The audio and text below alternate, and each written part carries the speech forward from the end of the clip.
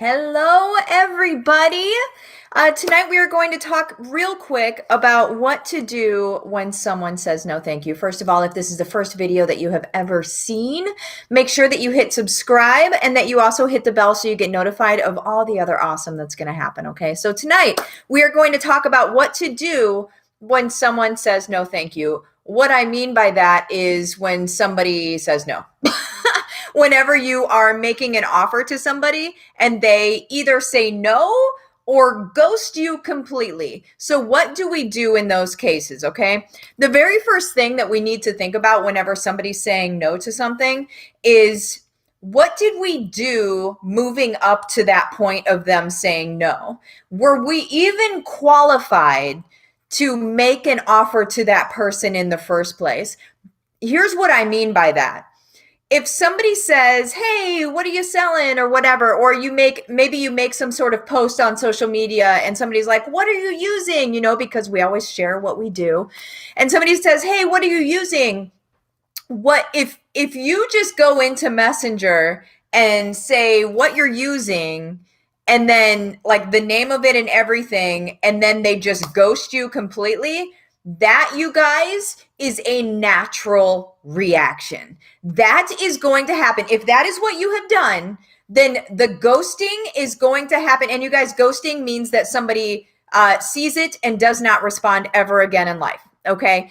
That is a natural reaction for people. Over 90% of the people, whenever you just come right out and say, here's what the product is, are going to be like, okay, cool. I'm going to Amazon. Thank you for your information. They are not thinking at all about joining your team or about buying it from you or anything like that. And you know why they're not thinking at all like that? Because you have not set it up for them to be thinking like that, right? You said that you use this thing. They message you and they ask you what the thing is, because that's what's supposed to happen. And then whenever you just answer them, they're like, cool, thank you, I appreciate it. And then they go look for that thing because that's what they think they're supposed to do, right? Why would they think anything else unless you have set up a situation where you're providing value and you're giving other details? So if somebody just says no to you or ghosts you completely, what we need to think about is what led up to that. Okay, so if somebody is asking about what you use, what product you use or something, and then what you do is you start a consultative conversation, you guys. All right. So if you're in Young Living, and a lot of you guys that watch are in Young Living, because that's what I do. If you're in Young Living, I have something called a conversation cheat sheet. It's in the Go for Gold course that I have. The links are all over the place, probably in the description of this video as well.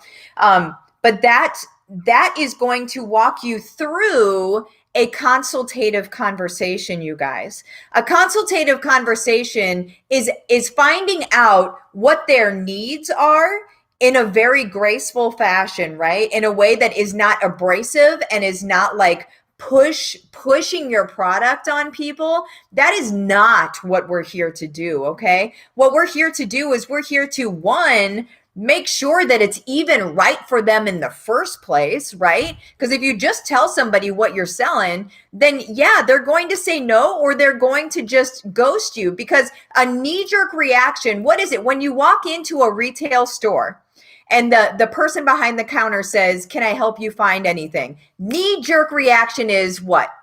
I'm just looking. I'm just browsing. Nope, I'm okay. I got this. Even if you don't got this, right? Even if you actually do really need help, your knee-jerk reaction is, nope, I'm good. Okay. So whenever somebody messages you or you're in a conversation about a product or something, and you just immediately are like, here's what it is, here's how you can get it, yada, yada, yada, immediately they're done. They're done. Because it's a knee-jerk reaction. It's a knee-jerk reaction with anybody. Don't take it personally. It's a knee-jerk reaction with anything. So what we need to do is we need to ask some questions. And in that conversation cheat sheet, there's all the questions in there. Okay. So you ask the questions that then allow you to give a qualified answer as to what you think that they need at that point, right? Because maybe it's not even the product you were talking about. You wouldn't know unless you're asking them questions. Am I right? So the very first thing is, have you had a consultation with that person? Have you actually had the conversation that is going to lead into being able to offer? Okay. The next thing that we need to think about whenever somebody has said no, the next thing that we need to think about is we need to take ownership of that no. All right. What I mean by that is, don't assume anything. Again, this comes with the consultation. Okay. Don't assume anything. Don't assume that they don't have money. Don't assume that they can't afford it. Don't assume that they won't look for the money if it means enough to them, right? There are lots of things in this world that if people can have the solution that they provide, that the products provide, they will find a way to stop drinking that extra Starbucks coffee every day, right? They'll find a way to be able to make the money to, or free up the cash to be able to get this solution to a problem that is bigger than a cup of coffee a day. You know what I'm saying? You can't make that decision for people. Okay. You need to take ownership of how you are approaching the situation. And the more that you treat people like they only have $1 in their wallet, the more no's you're going to get. Because when you come at it from that energy, they are going to feel that. And not only are they going to feel that, it's very likely they will live up to that, or in this case, they will live down to that. Do you see what I'm saying? It's an expectation that you're putting on them that is quite unfair, right? Because if they need this solution that your product provides, they need to be able to feel like they can put together the money to have that solution, instead of feeling like, oh, well, they don't think I can afford it. I think they might be right. Do you understand how that works? Like, if you come at it like they can't afford it, then they're not going to be able to afford it, you guys. There's like this is sort of an anecdotal story. But there were kids in a classroom.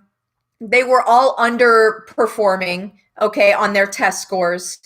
A teacher then, the teacher of the class, started treating every student like they were geniuses, like they were Einstein grade geniuses, okay? A short time later, the kids took a test again and they all scored very high. And that's just testament to the fact that people will live up to, or people will live down to, their expectations. So if you treat everyone like they're a millionaire, they're going to live up to their expectations. If you treat them like they are wealthy, like they are happy, like they are healthy, they will live up to their expectations. You guys, this is a way that we can serve. Yes, we're selling things, whatever. This is a way that we can serve people in a huge way, though. Am I right? Because if you can help somebody level up on their life just because of something that you are offering them, wouldn't you do that? Doesn't that make you feel good when you go to bed at night? Stop thinking people can't afford what you're selling them, okay? Stop thinking that right now. It's not serving you and it's not serving them. That's the bigger problem here, okay? The most dangerous, we're going to move on to the next one. The most dangerous objection is the ghost, okay? And the ghost, like we talked before, the ghost is when somebody just like, they're gone, right? They're totally gone. They have not talked to you. You had something going in Messenger for a little while and then boop, they're gone. That's the most dangerous expectation. And the reason why is because it's unspoken. You don't even know where you lost them. You don't know why they're not talking to you anymore. So that is extremely dangerous. So why does that happen? That's how do we avoid that? Why does that happen? There are some cases it's just going to happen. I don't believe that you're 100% of the time going to avoid that. I get it. Everybody gets it, right? But a way to keep it from happening as much is to not be coming on super strong to people, right? Whenever we come on easy breezy, like we're in a conversation, we're not checking boxes so then we can make this, this convoluted offer to them that requires tears and, there's this and then there's this and then there's this and there's just so much information that people are like, done. And then they ghost you because they're done, right? What we do is we keep it easy breezy. We stay in a conversation with them. We talk about their life. We talk about, because we care. We talk about what's going on with them. We talk about what solutions they're wanting to get taken care of. But all of this is woven into a very beautiful fabric of caring and of loving, and then of suggesting things that would actually make sense for them, right? We don't suggest things that don't make sense for people. And for my Young Living people that are watching right now, what I mean by that is don't make them get a, $170 starter kit if that's not actually what they need. If what they need is amino wise, or if what they need is sulfurzyme, and that's all that they can self-identify as needing, hear me, self-identify, okay? We can't make them feel like they need things, okay? They're going to self-identify with what they need. Okay, so whatever they've identified as something that they need. Sometimes we have people come to us and they say, I just need this oil, or I just need this, or I just need this. Awesome. I would still have a conversation. I would still have a consultation with them and say, cool. So I know that you want this oil. That's awesome. What are you wanting that oil to do for you? Like what is the solution that you're looking for? What's your outcome that you're looking for there? And then just to see if maybe there's something else that could help you in addition or in its place, right? Because I am the authority, because I know what stuff works, right? And then based on that, maybe we just need to get you a $35 basic kit and then throw this other thing on there. You're a wholesale member and now you can get what you want, right? That's it.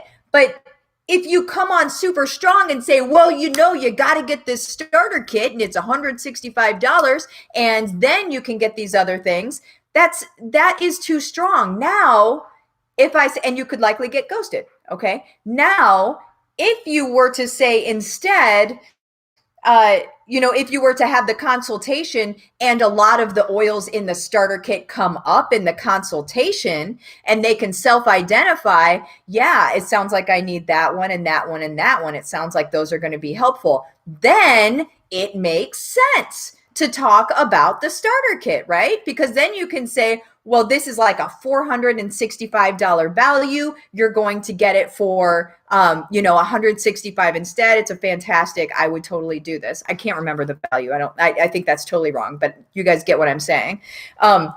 But those are the things that are very, very important. You're going to get ghosted if you come on too strong, or if you make them feel like they need to spend more money than what they identify as necessary. They will ghost you because they don't want to argue with you and they don't want to be sold on something, okay? So my suggestion is to tread lightly, because you guys, let's be very, very realistic here. The premium starter kit is just the first thing somebody buys. But what we're looking for is long-term relationships with people, right? The first thing that someone buys, think of it this way. If that's the only thing they ever buy ever, was it worth it?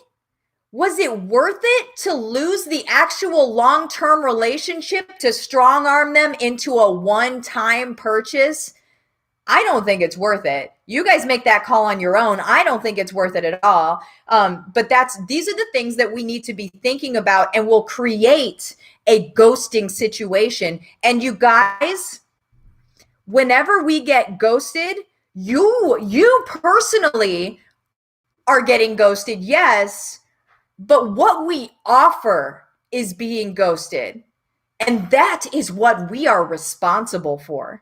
We are responsible for people knowing what we have and knowing that it's a real, true, authentic option for them and their families. And if we create a situation that somebody is scared off or ghosted based on our actions, we need to pay the piper for that, you guys, because that is not good. It's not good just because you lost a sale, but it's not good because that family now does not understand that they could be healthier, happier, more vital, right? It's so, like, we have to understand the bigger mission at play, you guys.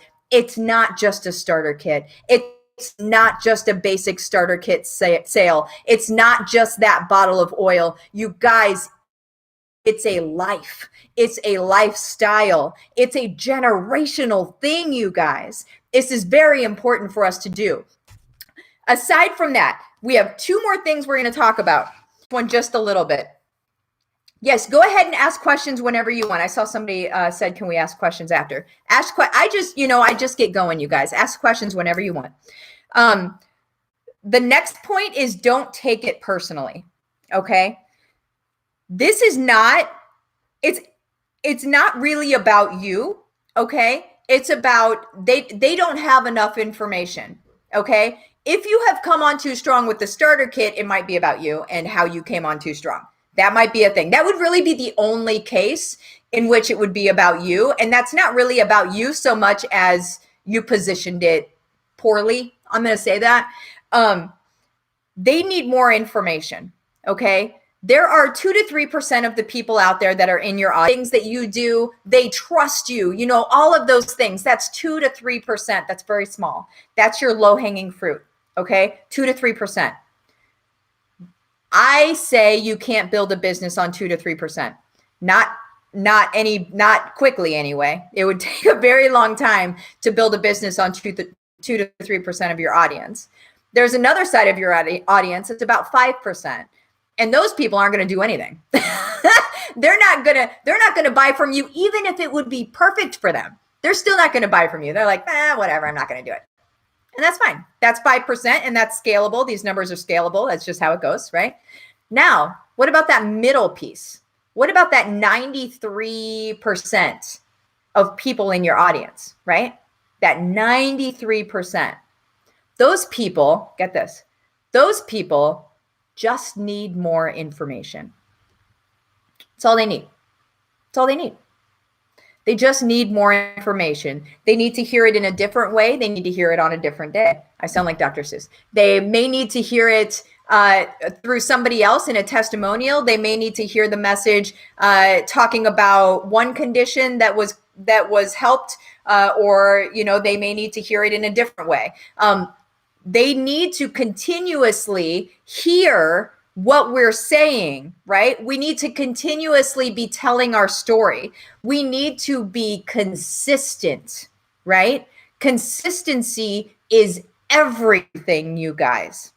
Everything. If you are not consistent, they can't trust you. I'm going to let you sit with that for a second. If you're not consistent in your story and what you offer and what you're about and the company you're with and yada, yada, yada, right? If you're not consistent about that stuff, people can't trust you. They can't trust that you're going to be here tomorrow with them, with this thing that they just bought or this thing that they're thinking of buying. If you're hit and miss, and like 1 month you're talking about it and then you don't talk about it for a whole month, and then another month you talk about it, they're like, I can't, maybe I'll get it, but I'll probably get it from somebody else because I don't really know what they're doing over there. But if you were consistent 1 to 2 times a week talking about what you do, your story, the things that matter to you. If you're in health and wellness like I am, then you're talking about health and wellness 1 to 2 times a week. You're talking about what stuff has done for you, not in a spammy way, but in a way that drives curiosity, right? If you're doing that 1 to 2 times a week, people can trust you. They can trust that you're going to be there tomorrow. They can trust that if they buy a product from you, you're going to be there to help them understand what they got. Us with Young Living, we have a decent learning curve. It's a decent learning curve when it comes to essential oils, you guys. A lot of people are really freaked out and they don't understand how to use them, and they feel like there's, like they need to have beakers on stoves, and well, I don't know, we got to mix 2 drops of this, and they don't understand you can take a bottle of oil out, put it in your hand, have a handheld diffuser. They don't understand those things. But the reason they don't understand them is because of us. It's because of us, you guys. It's because we're not making it accessible. We are not consistent. But I tell you this right now, whenever you start being consistent, people will start coming to your doorstep because they are dying to know about this. And they want to learn from somebody they can trust. Your circle trusts you. They need to know that you're consistent, okay? The last thing is people want to be heard, okay? So whenever somebody says no thank you or is ghosting you or whatever, I'm just going to say when they say no thank you, they want to be heard. They want for their concerns to be heard. So whenever they are talking and whenever they are telling you why they think, this, well, I don't know about this and I don't know about this, don't take it personally. Remember the last point, don't take it personally and go, oh, well, no, it's this and this and this, like a rebuttal, like a clapback, right? Don't do that. What you do is you listen to them and you say, I get that. I get your point. I get exactly what you're saying. Maybe you felt the same way. If you felt the same way, I would say that. Hey, listen, I get what you're saying. I felt the same way. I was totally freaked out when I first got my thing of oils. I didn't open it for a month. I had no idea what I was doing. I was scared to open it because I didn't know what to do with it next. Because then I would be face to face with this thing that I didn't understand that I spent $200 on. You know what I'm saying? So those are the things we need to level with people. Get on their level. If they have a concern, listen to their concern and talk to them like they're a person. We're not trying to sell them despite their concerns. We're trying to listen to their concern and to offer some guidance based on their concern. And maybe their concern will keep them from buying, and that's okay. It doesn't mean it will keep them from buying forever. But you know what? Whenever you listen to their concern and you validate that and you say, I get it. I get that. I totally get that. Then maybe they're going to buy later on down the line because they respect you. And they say that person didn't try to push me into something. That somebody, just because you have a lead come on one day, doesn't mean you have to sell them that day. It might not even be the right thing for them, right? We're building relationships, and that's why we follow up with people. That's why we check in on them once a month and say like, hey, how are things? Not like weird stuff, just, hey, how are things? What's going on? Not like you're going to buy the starter kit. Not like that. Just like, hey, what's going on, guys? So that's it. When somebody says no, I want to recap this. I want to wrap this in a bow and say, when somebody says no, it's okay. It's okay. What were you able to do? Did you have the consultative conversation? If you didn't, then next time. Okay. If they said no and you did have the consultative conversation, what are the things you can learn from the conversation? Where do you think they said no, right? Like, what do you think happened? And then you kind of track those trends. Do you get a few no's at that same place? Okay, well, maybe something weird is happening in the conversation at that point, right? So like, those are the things that you need to pay attention to. But here's the thing. If somebody says no, we need to look at ourselves. We need to look at how we made an offer. They're not stupid because they said no. And they're not like a dum-dum. They're not a bad person because they said no to what we have. We get a little emotional and very passionate. I'm very passionate about what we have because it is so good and it is so life-changing, right? With Young Living anyway. And we get very passionate about it. And it's very easy for us to be like, don't you get it? Don't you understand? This is me shaking shoulders, right? Don't you understand? I'm a very small person. I'm a little person. I shouldn't be doing that. Don't you get it? Don't you understand how good this is? That's what we want to do, right? Because it is. But we have to realize not everybody is there. And that's okay. Bless them on their journey. They'll come around, maybe not, but whatever. Let's continue to have conversations and let's be the people that we love being in the process. Who has questions? Hi, Sandy.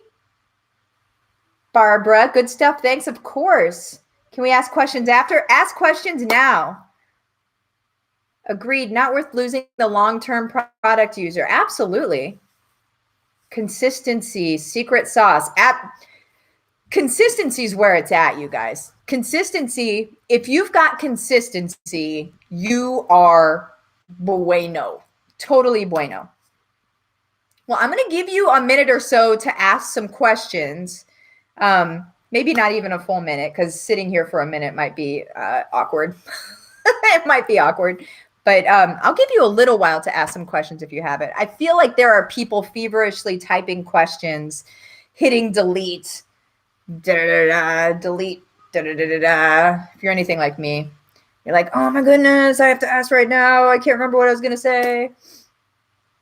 Well, this video is going to be here later. So you'd be able to go ahead and pop back into it and ask your questions. I try to pay attention to the comments even after the video is live to see what kind of questions you guys have. So if you have questions, go ahead and ask them later. And, oh, what if I've pushed too hard? Okay, so after the fact, I love this. I was kind of hoping somebody would ask this.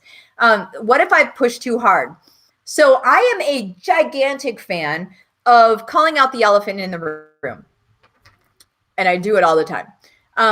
So what I would do if you've pushed too hard is go back to that person, not immediately. I would go back to that person maybe after 4 weeks or so and just say, hey, I realize that I came on a bit strong. Like, that's calling out the elephant in the room. I realize I came on a bit strong and I apologize. My goal is for you to feel better. Like, if we're talking about Young Living, right? My goal is for you to feel better. My goal is for you to be happy and healthy. I apologize for coming on too strong. Do not then say, so do you want to talk more about it? Just, I'm sorry I came on too strong, period. Done. Drop it. Pop out of there. That person's going to do one of two things. They might say nothing, and that's okay. It's not about you. The second thing they might do is say, oh, don't worry about it. I totally get it.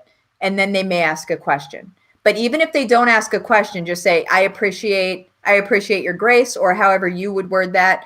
I appreciate your grace. Again, I feel terrible about it, but yeah, no buts. Right? No buts. Just, I feel terrible about it. And then they at this point may come back around to you to ask you questions, because not only did you apologize for pushing too hard, but you then didn't try to get them again, right? Because that would have totally made your apology basically a moot point, right? When or how do you approach getting people on ER when they become a member or later? It depends on if they, for those that are Young Living people that are watching this, ER is our auto ship basically, or our loyalty rewards program.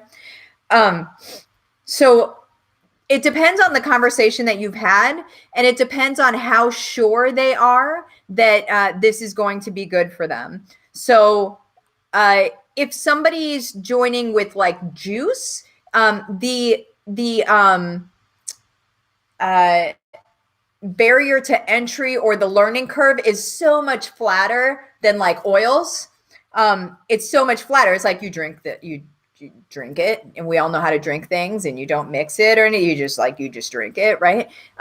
So sometimes, well, most of my people that sign up with juice will immediately sign up on ER. And the reason why is because I let them know that they're immediately going to start getting bonuses, and they can cancel that ER anytime, which is true. So that's how I get people on essential rewards, because I just let them know from the get-go. Friends don't let friends spend too much money, right? And let me just go ahead and put you on this right now, and you can cancel it whenever you want to. No big deal, but you'll start getting your points right now. So that's typically, but if people don't want to do that because it is auto ship and people do have a bad taste in their mouth sometimes about auto ship, what you would do is you would make sure that the product that they're using, that after a month, 2 months, make sure that it's doing what they expect for it to do, right? Once you have that all, sealed away, then, okay, now would be a good time to get on Essential Rewards because you know what you're getting every month and it's over $50. So in order to start getting money back, and you're going to get this anyway, my suggestion to you would be to get on Essential Rewards. Doesn't cost any money. You can cancel at any time. That's how I handle that. Amy, how should you speak to people who canceled ER? My first question, Amy, how should you speak to people who canceled ER? My first question to somebody who canceled ER is was the product that you were getting not doing what you expected? So scared that they won't say anything. They'll just let that person go off of ER and sort of like drift away into the night, right? When really what we need to be saying is, let's get real. Let's get serious. Did that not work for you? Because nobody's going to go off of ER that has a product that is working for them. Am I right?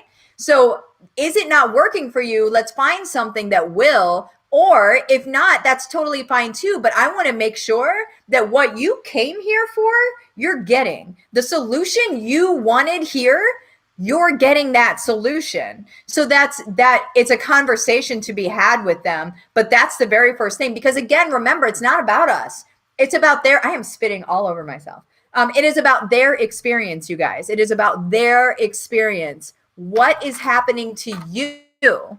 And you may find out that like maybe somebody lost their job or something like that, in which case, we're able to, we could say we're praying for them, right? We can say like we wish them well. Like let's see if maybe we have connections that could help with jobs and things like that.